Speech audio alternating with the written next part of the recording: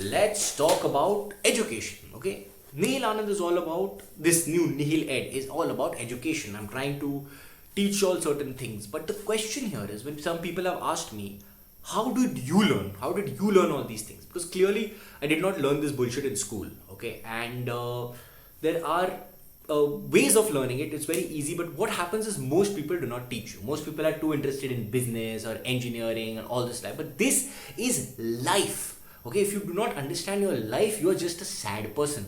It's absolutely, and remember one thing that I have in parties or whenever I meet people or whenever I meet my relatives. Okay, they're all engineers and lawyers and all that, but I still turn out to be a better conversationalist than them. I'm not saying I'm more intelligent or I'm more well read or anything.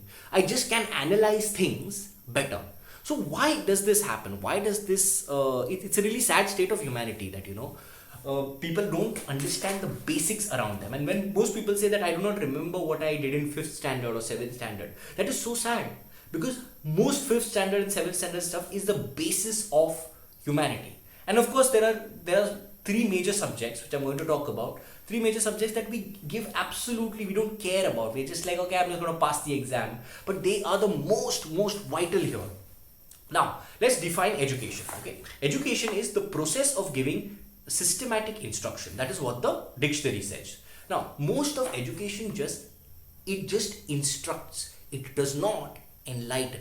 Okay, and in my opinion, education is basically your ability to innovate. What is innovation? Innovation is all of society. So all this rubbish that is there around us, it is all a result of innovation. Right from the wheel to the phone to everything, we are just innovating. Maybe for stupid reasons, maybe just to eat better or this. But what else are we doing here? We are just eating better, right?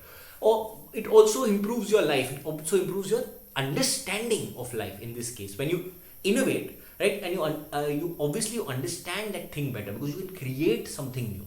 But what most people do is they just use it to increase their survivability. What I'm trying to say is that when you have a base of education, right, you then know more and more about life, and then you can come to know even more and more about life. For example, most people do not even know what to Google. What my point is, at least come to that point where you know what to Google. Okay, so whether it's trying to be smart at a party, whether it's trying to get a girl or trying to impress your relatives, or understanding life better, okay, understanding it more and more, analyzing it more and more, breaking it down to nothing, that is my objective here, actual objective. Okay, otherwise you can use it as you want. So let's go into the three subjects that I believe are the most important, okay, that the holy grail of existence. One is biology, sociology, okay, and geography. Now, why these three? Because everything is related to this. At least everything in everyday life. Yes, there are problems of physics and there are chemistry and all these other subjects are there and they're very important to life. But our everyday issues, okay, are basically biology, sociology, and geography. Let's see how. Okay, biology is how you react, right, or how other people react to you. Sociology is the larger society at large. So you're dealing with them, right, and all of society is basically formed by geography, right? Why are certain communities more aggressive and certain not? Why are certain communities more chill and certain not? Okay, it is all related to geography. Why is the West more advanced? Okay, because it's cold. All the dumb people died, right? You cannot sleep under a tree. It's that simple. So you have to be smart enough to make a house. And if you're not smart enough to make a house, you're gone. So that is why they progressed. They ensured, they were desperate to keep warm. And that was their entire thing. Let's keep warm, let's keep warm. And in that, you created a lot of material progress. Okay. Similarly, in a country like India or Africa, why would anyone work? When I can sleep under a tree, when I can do my basic work and sleep under a tree, it's nice and warm. There's no point. So I'm just going to chill. Right? That is how geography has created societies. Even politics, okay, borders. What are borders? It's all geography. Why is someone's border here and not here? Okay, what is the history behind it? And the history was created by the geography. Even history was created by geography. So all of these three major subjects are things that you will need to understand the world, right? Even why some religions circumcise their this, why certain countries behave in a certain manner, why say Russia and China can never be democracies. Why can't they be democracies? Because their entire existence, they've just been broken and got back. It is a very treacherous geography, firstly. Secondly, it's a very vulnerable geography. Both these countries have very vulnerable this because anyone can attack from anywhere. There are plains all over. So what they have done is they have increased their landmass to such a level where there are natural defenses.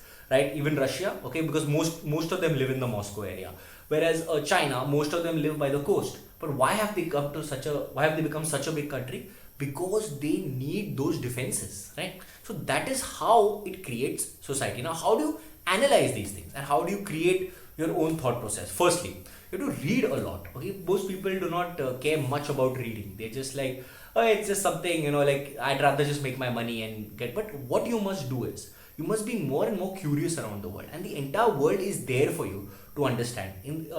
Right now, it is at your fingertips. People are talking. The newspaper is saying something. Okay, and the thing is, there are facts. Of course, you can say fake news and all, but there are facts. Right? For example, La Paz is the capital of Bolivia. That's a fact. So facts like that you must collect slowly, slowly. Read. Then write. Writing is the most important thing in my opinion. Why I recommend writing? It's because you understand it better, right? And then when you write, you'll create your own stuff. After a point, first you start writing points, and then after a point you start creating your own stuff. You start creating your own connections. So you will write, and it will go into your brain properly. It will sit in your brain properly. Okay. Number 3, start connecting things. Okay, when you see things around you, you're like, why would this have happened? It's like advanced psychology. Even advanced psychology is a result of these 3 subjects, right? So when you see someone's behavior, or when you see some how one country did something, or why one country is at war with the other, or why there's a fight over this, then you start realizing, oh, there's a flat plane in between these 2 countries, so it's very easy to overtake. But then why did the war stop at this point? Because there were mountains. They reached a mountain point, so they could not have any more war. Why is someone reacting like this? Oh, it's summer. Maybe he's normally very calm, but maybe it's because of the heat, right? So these things must become common knowledge, because they are common knowledge. They are very common knowledge. It's just that we do not take it seriously enough. So start connecting things in your everyday life. Most people are just like, life is going on very good. Okay, you have to start being more and more alert and realizing, and this is the basis of actual meditation.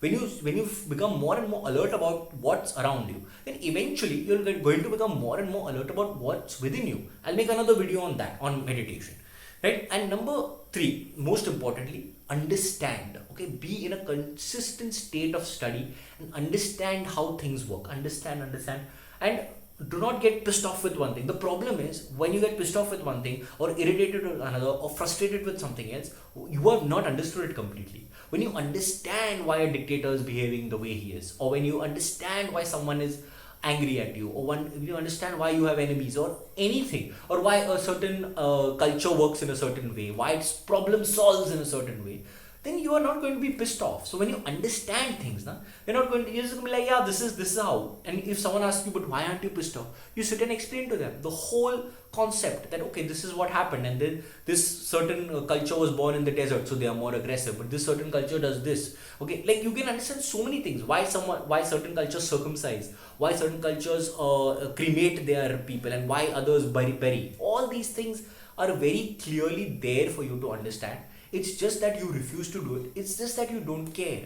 But this NihilAnand is for people who care, people who want to know the world. So that is why I'm here. So let's go through, read up, okay, write, connect, and understand. That is what you must do with your world, and actively. And then you can go into the inner world. That is how you eventually understand yourself.